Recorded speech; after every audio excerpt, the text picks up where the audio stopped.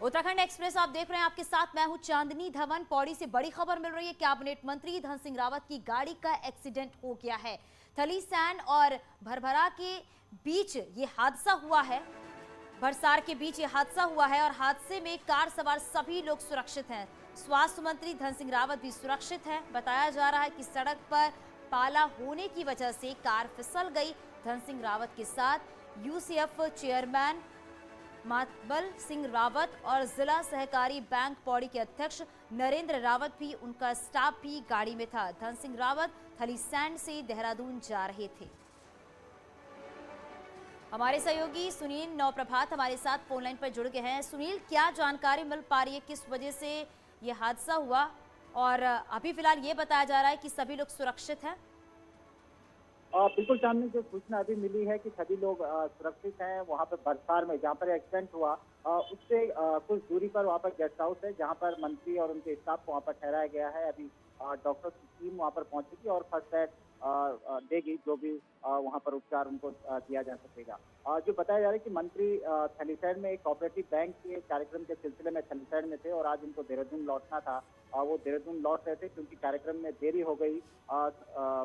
शाम घिरने लगी थी और जो सड़क है उस पर पाला पड़ा हुआ था। अंधेरे में जो चालक है वो ठीक से अंदाजा नहीं कर पाया कि सड़क पर पाला पड़ा हुआ है और जैसे ही गाड़ियां स्लिप हुई तो ये बताया जा रहा है कि जो मंत्री धन सिंह रावत की कार का जो ड्राइवर था उसने कार को बचाने के लिए पहाड़ी से टकरा दिया और कार सड़क पर ही पलट गई। इसके साथ ही उनके काफिले की 2 से 3 अन्य गाड़ियों को भी नुकसान पहुंचा है। लेकिन जो प्राथमिक सूचना है कि सभी लोग सुरक्षित है, किसी को कोई गंभीर चोट नहीं पहुंची है। बिल्कुल सुनील, और बहुत शुक्रिया इस पूरी जानकारी के लिए।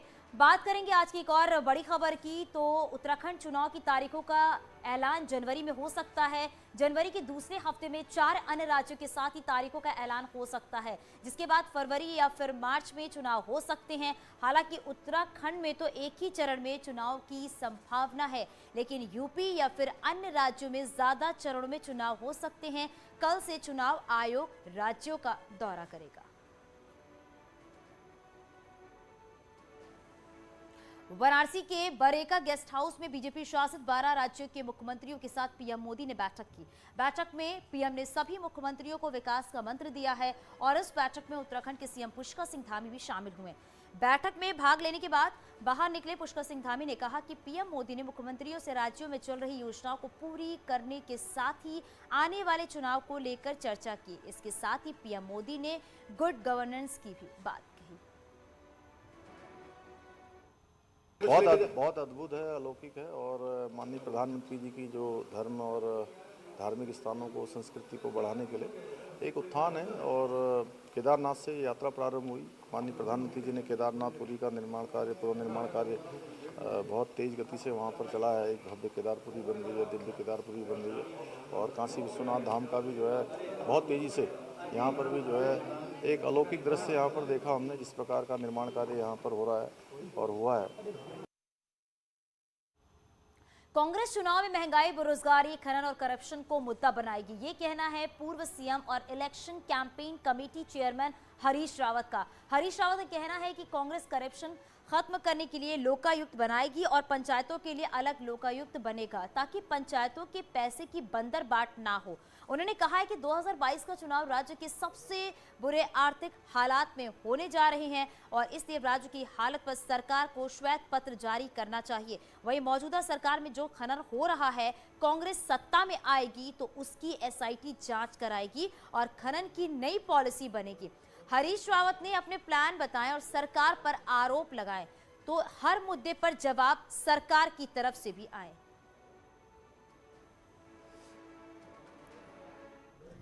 कुछ विभागों की जो प्रतिभूतियां हैं उनका पैसा भी उठा लिया है और इसलिए हमारी मांग है कि स्टेट ऑफ इकोनॉमी पर चुनाव में जाने से पहले राज्य सरकार श्वेत पत्र जारी करे। उनसे मेरा सलाह ये है कि वो आरटीआई में अप्लाई कर लें और जितने पत्र उन्हें चाहिए, श्वेत पत्र, ब्लैक पत्र, रेड पत्र, सब उन्हें उपलब्ध हो जाएंगे। पीएम मोदी एक बार फिर से उत्तराखंड पर पहुंचेंगे, उत्तराखंड के दौरे पर रहेंगे। और आपको बता दें, बीजेपी हल्द्वानी में पीएम मोदी की रैली कर कुमाऊं के 6 जिलों में चुनावी आगाज करने जा रही है। पीएम की रैली के लिए 24 दिसंबर की तारीख तय की गई है।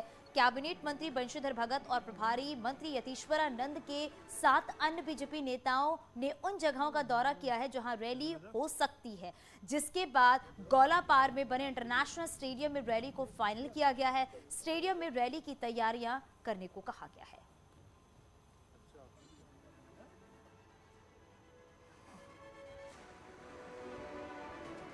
कौन सा स्थान ठीक है, कहाँ पर रैली करनी है, वो सारी चीज़ें आज तय करनी है हम लोगों ने।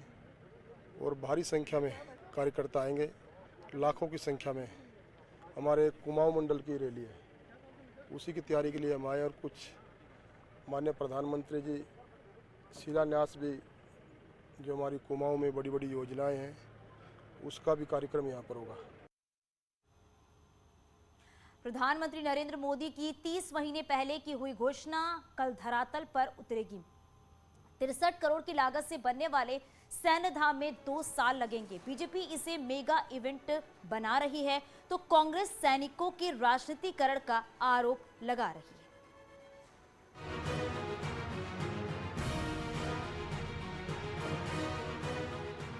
अप्रैल 2019 के लोकसभा चुनाव की रैली में प्रधानमंत्री मोदी ने उत्तराखंड में 5वां धाम सैन्य धाम बताया था।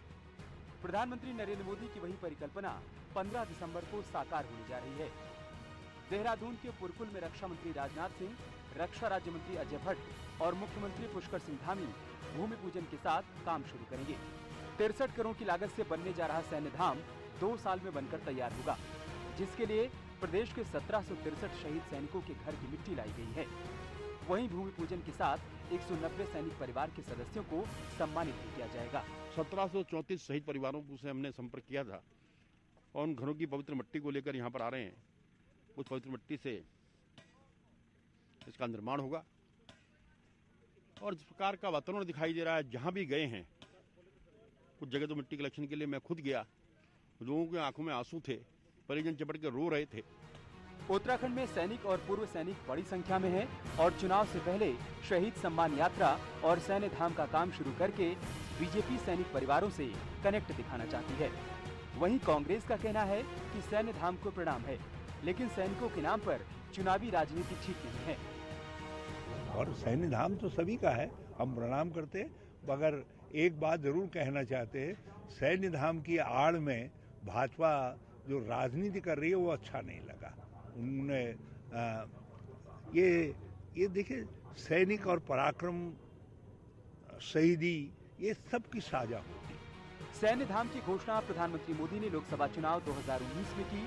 धाम का काम विधानसभा चुनाव से पहले शुरू हो रहा है और 2024 लोकसभा चुनाव से पहले पूरा हो जाएगा। देवभूमि में सैन्य धाम की सोच प्रधानमंत्री मोदी ने दी और विधानसभा चुनाव से पहले बीजेपी उसी सपने को साकार करने की शुरुआत कर सैनिकों को जोड़ना चाहती है। उत्तराखंड में 2022 के चुनाव को लेकर आम आदमी पार्टी एक्टिव नजर आ रही है और लगातार नेताओं के दौरे भी हो रहे हैं। आम आदमी पार्टी के संयोजक और दिल्ली के सीएम अरविंद केजरीवाल 5वीं बार उत्तराखंड के दौरे पर काशीपुर पहुंचे। इस दौरान उन्होंने एक नया वादा किया है। केजरीवाल ने चौथी गारंटी के तौर पर 18 साल से बड़ी उम्र की महिलाओं को 1,000 रुपए हर महीने देने का वादा किया है। आम आदमी पार्टी पहले ही रोजगार गारंटी, मुफ्त बिजली गारंटी और तीर्थ यात्रा गारंटी दे चुकी है। केजरीवाल ने कहा है कि प्रदेश में आम आदमी पार्टी की सरकार बनने के बाद सभी वादे पूरे किए जाएंगे। आम आदमी पार्टी की सरकार बनने के बाद 18 साल से ऊपर की हर महिला को हर महीने उसके अकाउंट में 1,000 रुपए डलवाएंगे।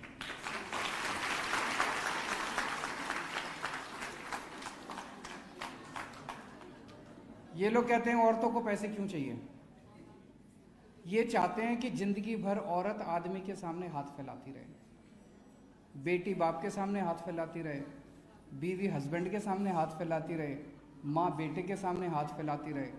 जिंदगी भर ये चाहते हैं कि औरत जो है आदमी के सामने हाथ फैलाती रहे।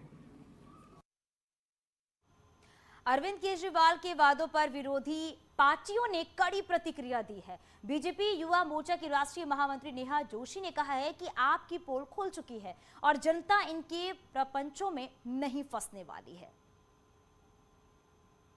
अब ये एक नया जुमला लेके आए हैं कि 1000 रुपये महिलाओं को सीधा कैश देंगे।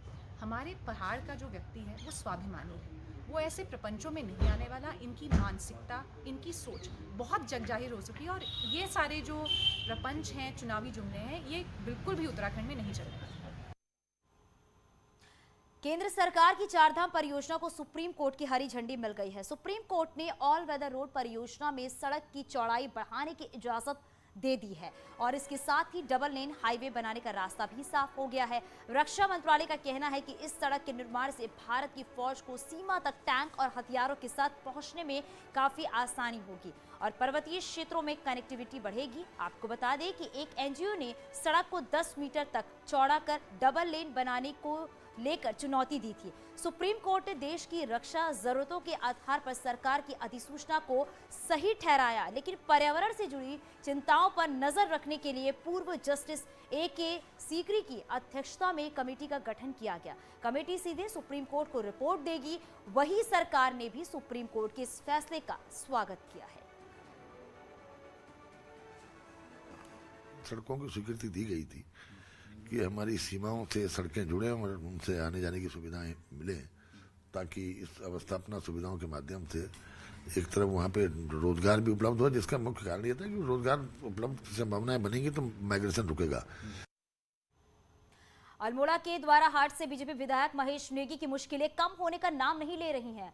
अब आपको बता दें कि द्वारा हाट विधानसभा में नेगी के खिलाफ पोस्टर लगाए गए हैं। इन पोस्टर्स में लिखा गया है कि मम्मी मेरे पापा कौन है और इन पोस्टर्स को लेकर इलाके में खासी चर्चा भी है। असल में महेश नेगी पर यौन शोषण के आरोप लगे थे और पीड़ित ने नेगी को अपनी बच्ची का पिता बताया था, मगर पुलिस जांच के बाद नेगी को क्लीन चिट दे दी गई है और फाइल जो है वो बंद कर दी गई है। अब पीड़ित ने एक बार फिर कहा है कि महेश नेगी ही उसकी बच्ची के पिता है।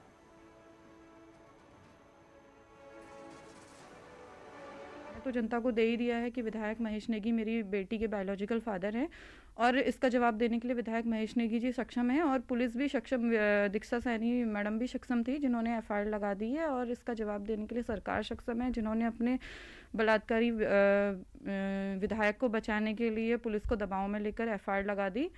ये न्याय हित में उचित नहीं किया, उन्होंने अच्छा नहीं किया। और आगे भी खबरें जा रही हैं। हर कोई छोटा सा ब्रेक के लिए जल्द लौटते हैं।